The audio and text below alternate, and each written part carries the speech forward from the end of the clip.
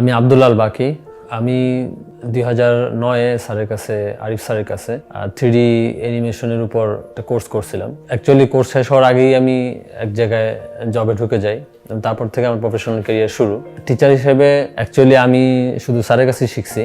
আমার একাডেমিক লাইফে 3D অ্যানিমেশনটা আমি স্যারের কাছেই শেখা। তো স্যার অ্যাকচুয়ালি যেদিক থেকে স্পেশালি স্যার ইউনিক, সেটা হচ্ছে যে উনি আমাদেরকে খুব বড় একটা ড্রিম দেখাইছেন সবসময়, যে আপনারা পিকজারে কাজ করবেন, ড্রিমস্কেপে কাজ করবেন, এই ধরনের। এবং তিনি সবসময় বলতেন যে আমি আসলে আপনাদেরকে শুধু একটা ডোরওয়ে দেখাই দিব, বাট সেই ডোরওয়ের পর যে লম্বা পথ, সেখানে আপনাদের নিজেদের হাঁটতে হবে। আর সেই থেকে আর কি আমাদের সেই বড় স্বপ্ন দেখা।